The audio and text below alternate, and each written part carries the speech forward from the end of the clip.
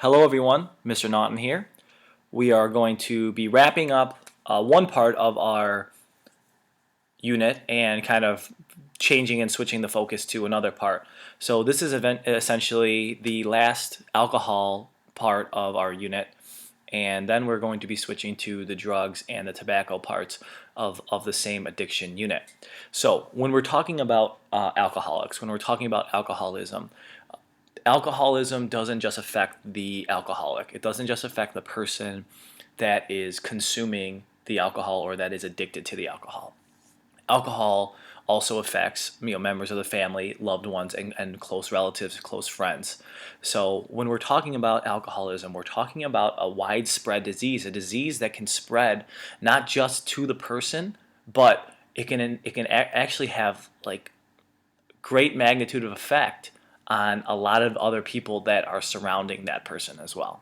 So there are two concepts and two terms that we're going to learn today. We're going to talk about what an enabler is and what a codependent is when it comes to dealing with alcohol and alcoholism. So the first word, enabler.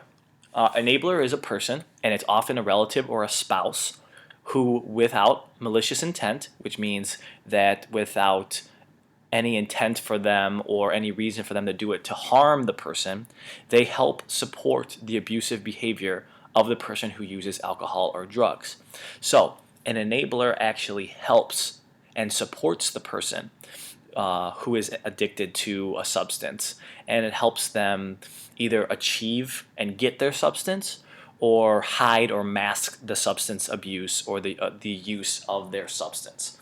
And they're not doing it because they want to help the person. They're doing it because they don't see another way of defending or of helping them in any other way other than just being loving and being supportive. So sometimes without even their knowledge, people are enablers, because if they know of an alcoholic or they know someone who's addicted to a substance and they don't say anything, and then they hide the fact that there is a problem, they in fact are considered an enabler. So an enabler is anybody who is close to the person that has a problem, that either refuses to say something to them or to somebody else, hides or masks the problems, the situations that occur because of the abuse, and also might even bail them out of problems from here or there, or even give them money or give them items that they need or give them what they need for them to continue their addiction.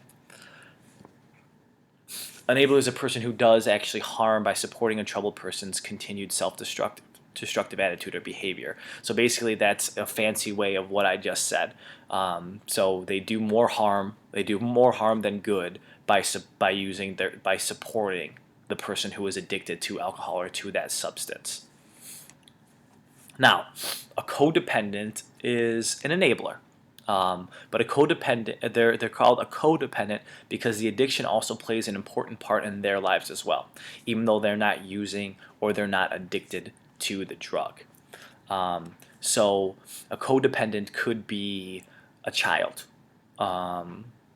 who who needs that person, that father or that mother or that guardian, to still care for them, and they are dependent on basically that person and that addiction, um, because it plays such a big part in their life, because they might be getting taken care of, and they might see that as an opportunity that if they stop this person, or if this person actually gets in trouble or comes to terms with what they're doing, that they may no longer get the support that they need.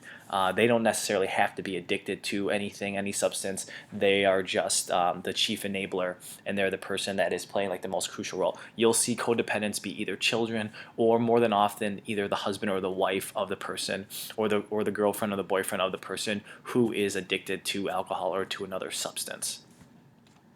So some enabling behaviors can include denial. He or she is not an alcoholic. That's a term that people would say. They might avoid conflict. They might hide their feelings. They might minimize the problem. They might say it's not so bad, or things will get better later. And they might actually take the blame. They could take the blame for themselves. Like, this is my reason, I did this. So they are accepting the blame when they're in denial. Sometimes they rationalize. They justify the alcoholic's actions. Her job puts her under a lot of stress. He or she's going through a rough time right now, a rough patch right now. So rationalizing will just be justifying. Sometimes enablers will often drink or use with the alcoholic. They will partake in that.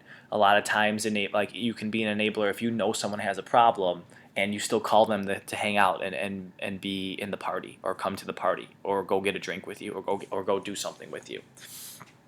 Sometimes they protect the alcoholic's image to the family. So sometimes they're playing that hero role in the dysfunctional family. So they'll protect their image. They'll protect the image of the family. They'll take on the hero role with the dysfunctional family, and they'll take on a lot of different responsibilities and trying to hide the true problem.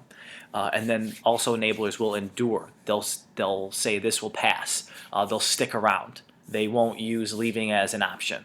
They won't use leaving as an opportunity to get the person to maybe stop doing what they're doing. So endure. They will last. They will stick around. So there's 12 questions that can determine if a person is an enabler, and I'm just going to go through these pretty quickly. Have you ever called in sick for the alcoholic because they were too hungover to go to work or school? So if you say yes to that, there's a chance that you can be an enabler. Do you ever make excuses for the alcoholic's drinking or behavior? Have you ever lied to anyone to cover up for the alcoholic? Have you ever bailed the alcoholic out of jail or paid his or her legal fees? Have you ever accepted part of the blame for the alcoholic's drinking or behavior, like saying it's my fault or I did something or I sent them to do this? Do you avoid talking about the alcoholic's drinking out of fear of the response, either to the person or in conversation with other people? Have you paid bills that the alcoholic was supposed to have paid? So are you picking up slack where that person is leaving? Have you loaned the alcoholic money? Have you tried drinking with the alcoholic in hopes of strengthening the relationship? Maybe if I can get them to drink with me and have fun with me, maybe they'll stop drinking because they can see that they can have fun with me. So that's a thing that usually backfires on people trying to enable the alcoholic. Have you ever given the alcoholic one more chance and then another and another? You say, this is the last time, or the next time they do this is the last time. That happens a lot with enablers. Have you threatened to leave if the alcoholic didn't stop drinking and then did not leave? Empty threats, we call them. A threat or a consequence is only useful if you follow through on it and if it works. So you have to make sure, too, that even if the threat of leaving won't stop that person, it's still an empty threat. Have you finished a job or project that the alcoholic failed to complete himself or herself? So if you answered yes to any of these questions, or if you know someone who's answered yes to any of these questions, that could indicate that that person or you are an enabler. And so if you can answer yes to any of these questions, you are enabling the alcoholic, you're enabling the substance abuser, and you need to stop. You need to get that person help. You need to do what you can, and you need to stop exactly what is not working and try to turn to what can work, either by talking to the person directly, getting the person the help that he or she needs, or going to someone that can help them out, or letting them get into trouble and not bailing them out. So that's all that we have for you today. I know it was kind of short. We're going to actually start probably a little project right after this anyway. So until next time, this is Mr. Naughton. Thanks for listening.